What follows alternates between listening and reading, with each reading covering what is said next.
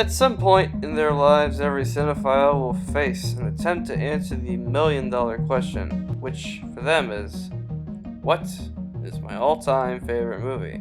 At the end of the day, everyone's answer is going to be different based on their taste in films and art in general, what they expect from films, life experiences, culture, and what they might have watched at a young age. Some people might not even have a favorite film. As for me, I like pretty much every type of film. I can find myself enjoying a dark and gritty war film as much as a quirky screwball comedy. I can enjoy a Kubrick film as much as a Malick film, despite the fact that they're two completely different filmmakers. Picking a favorite film is really hard for me. It's kind of like picking a favorite child. There are plenty of films that I love and can talk about endlessly. And as much as I adore some of these films, such as Birdman, Day for Night, 2001: A Space Odyssey, Brief Encounter, or Nashville, they don't crack the top 5. This list is very difficult for me to make, but we're gonna go and jump into it. Really quickly, I'd like to point out that this is my list and not yours, so don't jump down in the comments and include how I didn't include this and that and the other. We good? Great. Let's get right into the news! Number 5, Children of Men, 2006. I already made a video essay on this film. Oh shit, here we go again. So I'm not going to spend that much time on it. But what I basically said in my video essay was that I considered it the highest level of science fiction, and I explained how it's all about hope for humanity. And I didn't focus that much on the sci-fi elements, I'll spend some time doing that here. Sci-fi is meant to expand on our world by introducing new concepts and exploring themes in a way that most films cannot do. Children of Men does exactly that. It takes its issues and builds on them through this hypothetical scenario that just so happens to be this film's society. 2001 might fit the bill better, but Children of Men explores its themes in a much deeper way, in my opinion. It gives the audience an emotional experience that at least I have not gotten out of most films that I've seen. The raw emotion from realizing the possibility that you could be tossing a wiffle ball with a loved one in 1 minute and be holding his or her lifeless body in your arms the next minute is heartbreaking. This is something that's difficult and sad for anybody to think about, and I myself have thought about this possibility and how unfortunate it would be. It goes without saying that the directing and cinematography are excellent. It's no surprise coming from an Alfonso Cuarón / Emmanuel Lubezki collaboration, but even for them this is impressive, and more impressive than anything they've ever done together or separate. But I talked enough about this film in my video essay, so I'll leave it at that. Number 4, Frances Ha, 2013. So, if you know me personally, or maybe if you just followed me on Twitter, you know damn well that I love this film. Some people might actually be surprised that this isn't number 1, and at one time it actually was, but I guess there are 3 films that I just find better. Frances Ha is a coming-of-age story centering a 27-year-old rather than a 17-year-old, played by film Twitter's favorite mother, Greta Gerwig. She plays a dancer who struggles to make ends meet and likes doing childish antics with her friend Sophie. The film is more or less about Frances refusing to grow up and eventually coming to terms with the fact that she has to grow up. This is illustrated through the opening and ending scenes perfectly. The film opens with Frances and Sophie fighting in a park, but it's a fight like children would have on a playground juxtaposed to a WWE fight. Reprieve. Come on, Bobby, let's go. How you doing, man? How you doing? I would love to hear what Mr. McMahon is saying. Oh, no. At the end, Frances has a job in her own place. And yeah, it's a character arc, and that's what a story is supposed to have, but what matters is the presentation. The film feels more like a fly-on-the-wall perspective than most similar films do. Throughout the entire film, you feel like you're in the same room with all these characters as if they're talking and interacting with you. That's what a great film does. Frances Ha achieves this through its retro tone and phenomenal acting and writing. The Criterion Collection describes Gerwig's performance as radiant, and that word perfectly sums up both the character and performance. Not only is the character so energetic, but Gerwig's performance is perfect and immersive. She completely sells this character, and I honestly can't see anyone else playing the same character. It should be no surprise that she co-wrote the script with her husband Noah Baumbach. The main character is fully realized through all the dialogue, which feels completely real. Everything she does is believable. In a weird way, she feels like someone you know in real life. She feels like someone you've grown up with. She feels like your older sister. She feels like your younger sister. She feels like your cousin. Feels like your next door neighbor. She just feels like somebody you know, somebody you're friends with. Seeing her grow throughout the film is a wonderful experience. And And Noah Baumbach has made plenty of great films, but I would have to say this is his best. And I'm pretty excited for his new film coming up, as well as Little Women. So those are two new films to be out on the rise for, but rest assured, they're probably not going to be as good as Booksmart or The Irishman, but we'll see. Number 3, Taxi Driver, 1976. Hey, speaking of Scorsese! Oh my God, Mr. Scorsese! Oh, I'm your biggest fan! Shark Tale changed my life! For all the right and obvious reasons, Taxi Driver is a classic and is often considered to be one of the greatest movies ever made. Taxi Driver is practically a film required to watch for every cinephile simply because of how iconic it is, especially in terms of popular culture. Because even if you haven't seen this film, you know that line. And you know which line I'm talking about. You talking to me? You talking to me? You talking to me?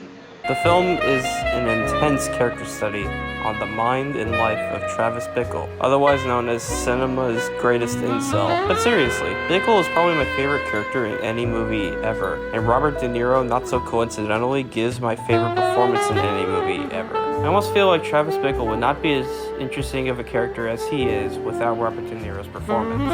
As much as I adore his performance in this film, I'm kind of upset that this is almost the only movie that people are talking about. It's similar to what history buffs said about Goodfellas, where people only really talk about that movie for its filmmaking and Joe Pesci's performance, and completely ignore the fact that it's based on a true story and actually tells the story accurately. I feel like Taxi Driver, that's the case, but instead of talking about its political relevance, they only talk about the performance. Taxi Driver is not a complete reflection on modern society. That's ridiculous. And it's not necessarily relevant in the sense that anyone like Travis can go on a rampage and shoot people.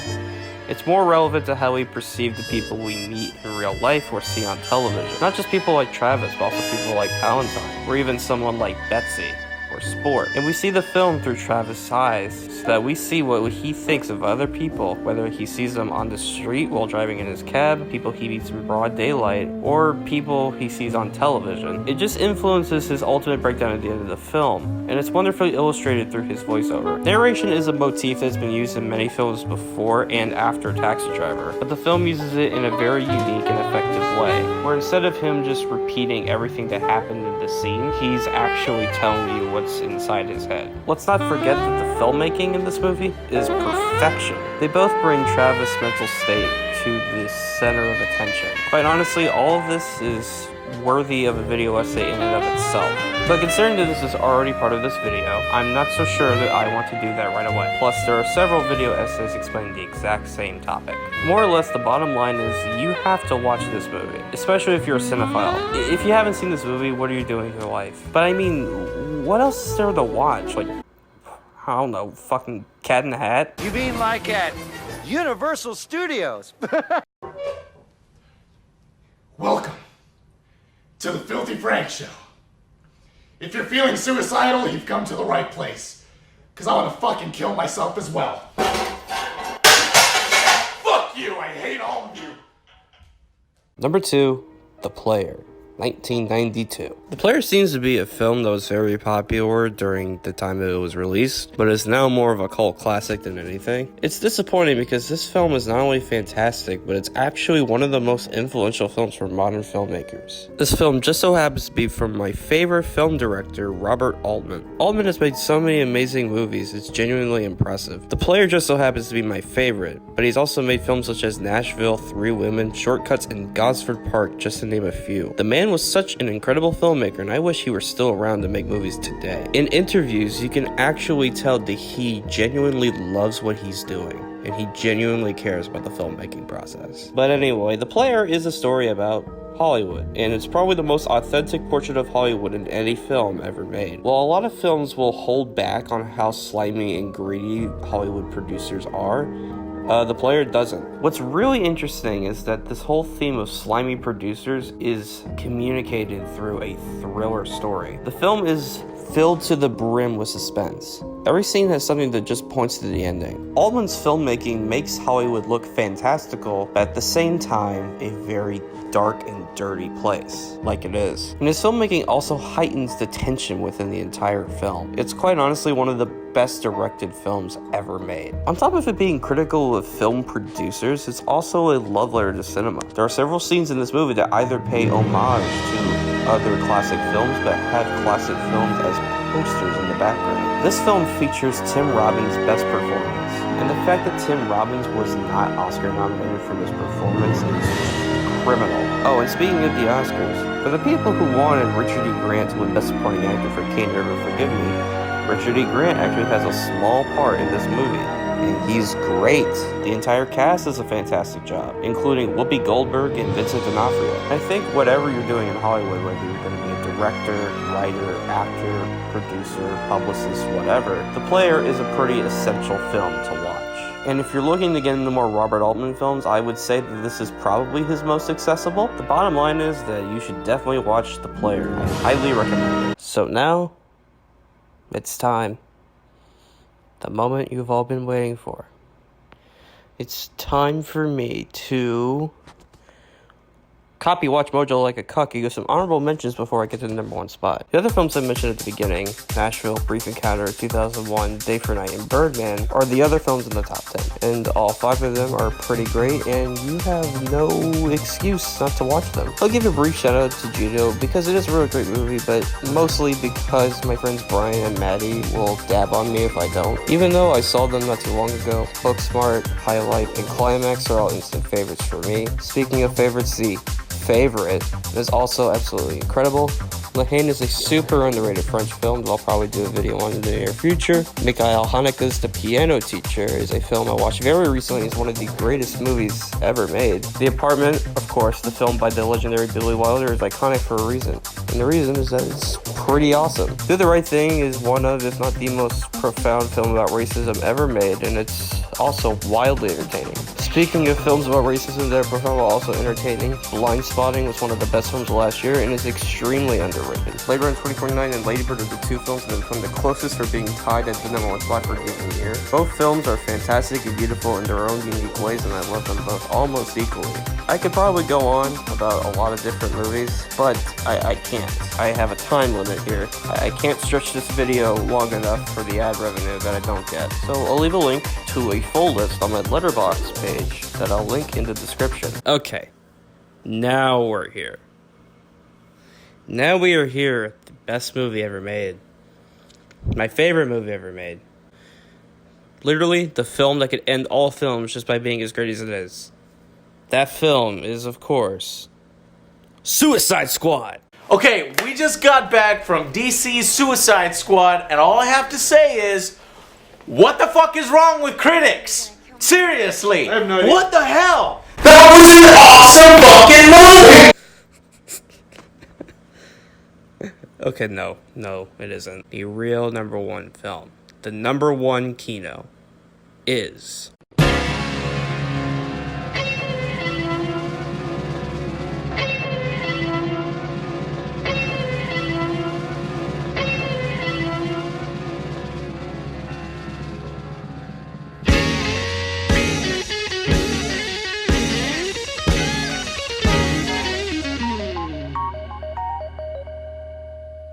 All That Jazz, 1979. Holy shit. I don't even know where to begin. I guess I'll start with the fact that this is the only movie I've ever seen that has all 3 emotions I love feeling in a movie, which are extremely intrigued, extremely happy, and extremely depressed. There are plenty of films out there that do just one of them, or possibly even 2, but All That Jazz is the only film that makes me feel all 3. Not only that, there's something very magical about the movie that always draws me back to it at any given moment. I mean, sure, the movie is kind of a semi-autobiographical story about Bob Fosse, about a man who is a drug addict and a pervert who just so happens to be loved by everyone on Broadway and has depression and some serious heart problems. But the film is a lot more than that. It's about how we shouldn't see our heroes as gods and put them on such high pedestals, because they too are human. It's about how we let our temptations get the best of us and choose appearance and desire over skill. It's about how we all abuse ourselves for the sake of pleasure. It's about how we perceive another person's mental health issues or physical health issues. It's about how we treat our own mental and physical health. It's about how everyone has an ego inside them and how it's absolutely impossible to avoid no matter how hard we all try. This film is about so many different things and it's awesome. All That Jazz is one of few films that I can actually say is an anti-musical. We all love our fair share of musicals like La La Land and The Sound of Music, but All That Jazz is like the antithesis of that. And I mean that it is a musical, but it's not a musical where everything is happy-go-lucky. It's very depressing.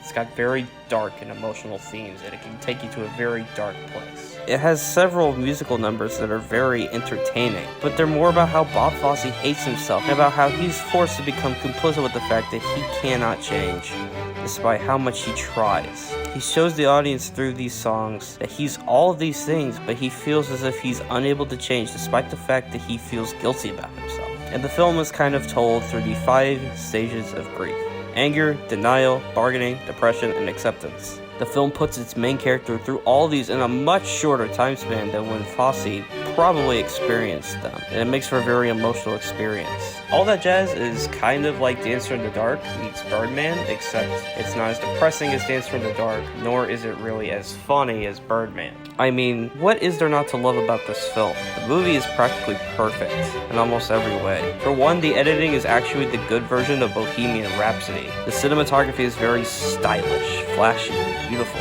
The sound design is impeccable. The music is amazing.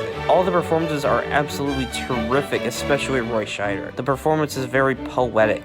It's very funny, and it's very kinetic. He brings a heightened level of emotion and greatness to his film. Bob Fosse directed the shit out of this film. It's probably the best directed movie I think I've ever seen. I doubt that this movie would be as great any other way. I doubt that there are many films that take a similar approach to this movie that can even come close to achieving what this movie achieves. There's just something about this movie that draws me back to it, that makes me keep thinking about it. Something that really draws me to the ending scene, and it makes me emotional. It makes me question my life.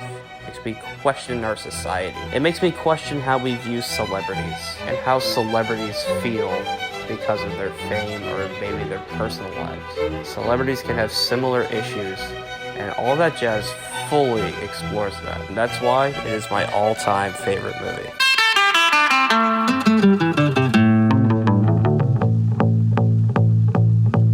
Picture this, I'm a bag of dicks, put me to your lips. I am sick, I will punch a baby bear in his shit. Give me lip.